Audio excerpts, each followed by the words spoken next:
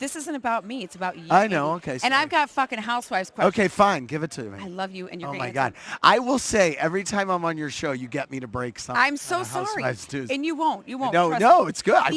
These I are help you. specific to me going. I'm taking notes on my phone. Okay, as fine. times are going on. Great. So the room where it happens. I don't know if you saw Hamilton, but I did. The room where it happens. This could be a spin-off show for the Housewives. Where we decide who's coming back. Where we decide where the Housewives, if you're coming back as a full cast member or a friend. Yes. I want to be inside that room. I go, this is a whole elimination show unto itself. You know what would be so interesting?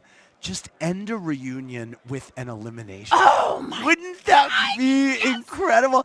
And then I go into another room with that person, and they get to confront me about what the fuck. Wouldn't that be Do you know amazing? How huge that would be? I know.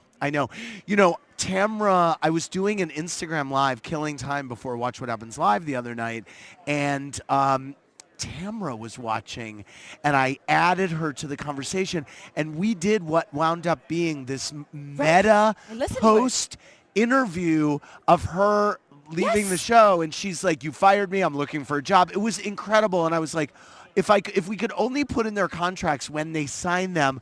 Guess what? Yes. When you go, if we don't pick you up, Andy has to interview you live. It would be amazing. I'm telling you, and it is a spin-off show or something where you can, and it would be bigger than ever because this room has gotten very popular, hasn't it, amongst fans? Yeah. People are like, "What happens?" Yeah, I know. Can we do like a little reenactment? Well, the thing about it is that you have to know is it's a long conversation that goes on through the season and even during production, where the producers are like, you know, next season, you know, we're putting ideas in our heads. And then sometimes I remember there was at the end of Portia's first season, I don't know if I've said this before, she was at the reunion, and it had just been announced like a day before Cordell was leaving her.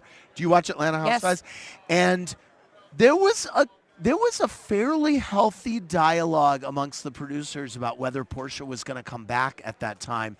This was the end of her first season, and she got up there at that reunion, and I was watching her, and I was like, oh my God, I left. I was like, I stand for Portia. That was incredible. Wow. And she cemented her place on the show. She gave like a 2-minute soliloquy about who she was and how she was going to live her life going forward. And this was not going to define her. And she's stronger than this. Herself. And I was like, oh my God, I totally underestimated this woman. That's right. And look at where she is now on the show. Right. Now, conversely, the year that Phaedra at the reunion, everything blew up, and it was discovered that she was the person who had told Portia the rumor about Candy. You know, as I watched her at that reunion, it seemed like she was letting herself slip away from the show. I felt like she possibly could have saved herself at that reunion. But by the end, I thought, oh, wow, I don't know. So it's interesting how things change through the season. Right. Even you could be saying, oh, well, I don't think this person's coming back. And then something could happen at the reunion where it changes. It changes. Now, Andy, looking and I dissect the Housewives, and like it's got to be a perfect balance of a little crazy, but not too crazy where you turn off the viewers. Right. It's like well, and by the way, you just said the word viewers. It is like The View. And I was talking to Meghan McCain about it last week. But, you know, there are so many parallels between The Housewives and The View that is kind of wild, right? There are so many. Yeah.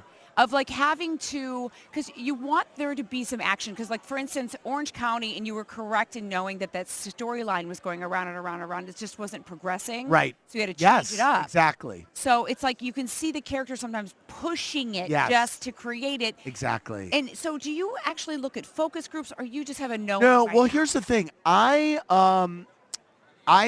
obviously, people tweet me their feelings every moment. If I go onto my Twitter feed, it is all people are still tweeting me about the Dallas Housewives. They're tweeting me about this Tamra shakeup, and they're tweeting me about Below Deck. So I do have a sense of what the viewers on Twitter are saying. Right. We do focus group every season of Housewives. We do a massive research look, and we look at that, and usually, thankfully, because we've been doing this for so long, what we find is not a surprise to us. Okay. So that always makes us feel pretty good, like, oh, good, this is reinforcement of what we were always feeling as producers. Sometimes we get a surprise where there are people who are maybe even more popular than we realized.